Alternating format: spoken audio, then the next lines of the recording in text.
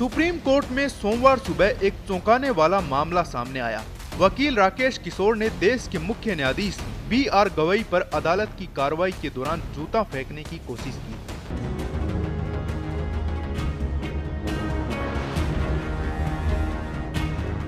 जाति है कि जाति ही नहीं, और कुछ मनहूस लोग कह रहे हैं कि आरक्षण खत्म करो। मैं उन मनहूस लोगों को कहना चाहता हूं कि पहले आप जातिवाद तो खत्म कर दो, आरक्षण तो ऐसे ही खत्म हो जाएगा। लेकिन उनके अंदर इतना जातिवाद भरा हुआ है कि आप सोच ही नहीं सकते हो, क्योंकि मेरे मन में तो ये था कि गांव में ही ये जातिवाद चलता हुआ, लेकिन आज की इस दुखद घटना को देखकर आप हैरान रह जाओगे, आप चौंक जाओगे कि ये बड़े से बड़े लेवल पर हाई कोर्ट तक, सुप्रीम कोर्ट तक व हमारे भारत के supreme of CJI BR Gavai तक पहुंच चुकी है। तो दोस्तों, कल हमारे भारत देश के मुख्य न्यायाधीश CJI BR गवई पर कुछ गंदी सोच रखने वाले कुछ मनुवादी लोग, कुछ मनुवादी वकीलों द्वारा सुप्रीम कोर्ट के अंदर जब कोई जजमेंट चल रहा होता है तो उसी के बीच में जूता फेंकने की कोशिश की गई। तो इसी बात पर कुछ लोग कह रहे हैं कि वो जूता फेंका नहीं था, बस ऐसे ही अफवाहें उड़ाई जा रही है। तो कुछ लोग कह रहे हैं कि उन्होंने जूता फेंकने की कोशिश की, और कुछ लोग कह रहे हैं कि हमारे CJI BR गवई पर ये जूता फेंकने की साजिश पहले से की जा चुकी थी। तो आखिरकार ये मामला है क्या, चलिए बारीकी से समझने की कोशिश करते। तो कुछ सनातनी सोच रखने वाले व गंदी घृणा व सोच रखने वाले एक वकील है जिनका नाम है राकेश किशोर, उनके द्वारा हमारे भारत के चीफ जस्टिस यानी कि CJI BR गवई साहब पर जूता फेंकने का दुस्साहस किया। तो साथियों, कुछ समय पहले कि हमारे मध्य प्रदेश के खजुराहो में एक मंदिर है, टेम्पल है, उसमें विष्णु भगवान की मूर्ति लगी हुई है।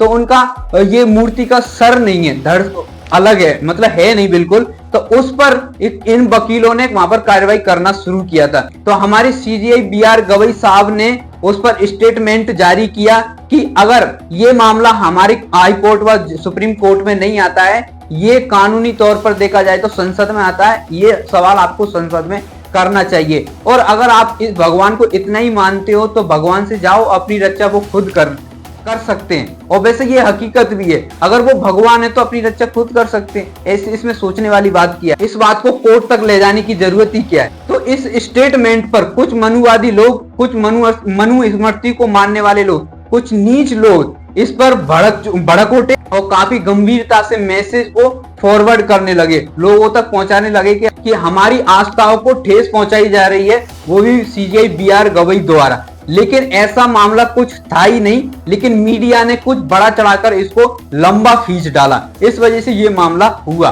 तो मैं आपको बता दूं कि कल CJI BR गवई द्वारा वहां पर कार्रवाई चल रही थी इसी मामले पर। तो वहां पर जो एडवोकेट राकेश किशोर है वो वहां पर भड़क जाते, वो कहते हैं कि हमारे सनातन धर्म को ये ठेस पहुंचा रहे हैं, हम ये ठेस नहीं सहेंगे, हम अपने सनातनीय धर्म के विरुद्ध अपमान नहीं सहेंगे। ये सब कुछ उस पर्ची में भी लिखा था और उन्होंने बोला भी था। लेकिन जब वो जूता फेंकने की कोशिश की गई तो वहां पर वो जूता पकड़ लिया गया, और उसको भी पकड़ लिया गया, और जूते के साथ साथ में उसको भी बाहर कर दिया गया, और उस पर्ची व जूते को वापस कर दिया गया। और यहाँ पर देखिए, CJI BR गवई इतने बड़े पद पर होने के बावजूद भी उन्होंने इस मामले को गंभीरता से नहीं लिया। उन्होंने स्टेटमेंट में ये जारी किया कि ऐसे मामले चलते रहते हैं, मुझे इनसे कोई फर्क नहीं पड़ता है। तो और जहां पर जो कार्रवाई चल रही थी तो उन्होंने उनको तो बाहर फेंक दिया, लेकिन जो और एडवोकेट व वकील साहब बैठे थे उनसे कहा कि मुझे इनसे कोई फर्क नहीं पड़ता इन बातों से, आप बस इस कार्रवाई को आगे बढ़ाने की कोशिश करिए।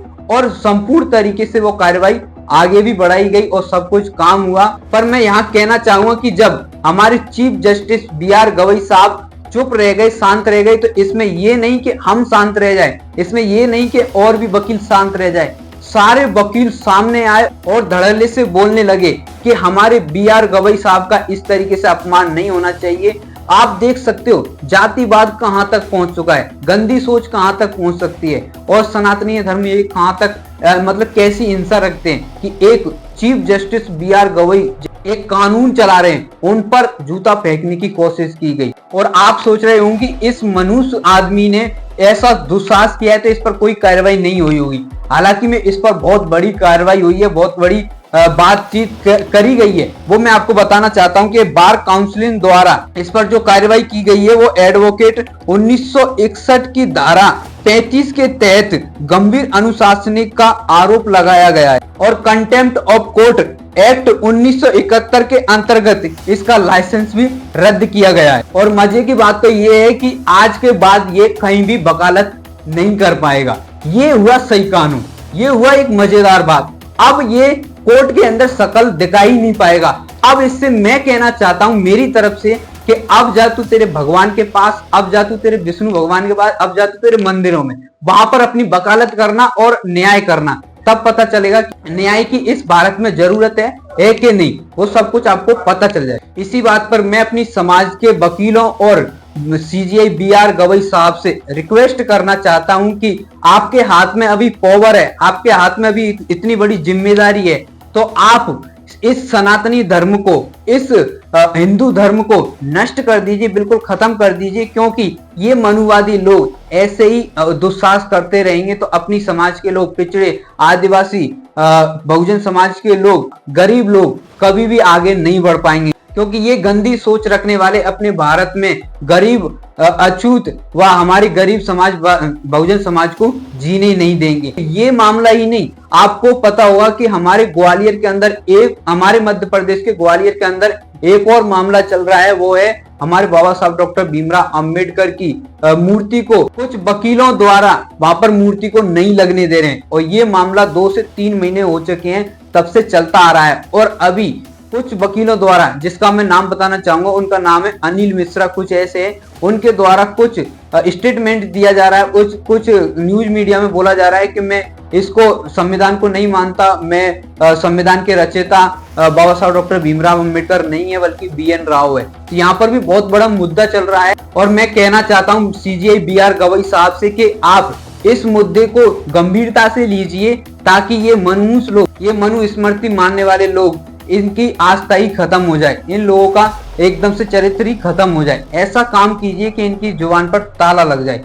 तो साथियों, इस बयान पर, इस कार्यक्रम पर, इस दुस्साहस पर आपका क्या कहना है, आपकी क्या राय है, वो मुझे कमेंट सेक्शन में जरूर बताना। आशा करता हूं आपको वीडियो अच्छा लगा हो। और वीडियो अच्छा लगा हो तो प्लीज इस वीडियो को लाइक करना, चैनल को सब्सक्राइब करना और बेल आइकन घंटी को प्रेस करना, ताकि ऐसी और हमारे समाज के रिलेटेड आप तक वीडियो पहुंचती रहे। और मैं वीडियो बहुत सारी बना रहा हूं 9 अक्टूबर चलो लखनऊ के द्वारा, तो वहां पर भी आप जा सकते हो। माननीय बहन कुमारी द्वारा बहुत बड़ा कार्यक्रम आयोजित किया जा रहा है, जो कि मान्यवर कांशीराम साहब के परिनिर्वाण दिवस पर लखनऊ को 9 अक्टूबर पर किया जा रहा है। तो चलिए लखनऊ, मैं आपको वहीं पर मिलता हूं। तो चलिए आज की वीडियो को यहीं पर समाप्त करते, मिलते हैं नेक्स्ट वीडियो में। जय भीम, नमो बुद्धाय, जय हिंद, वंदे मातरम।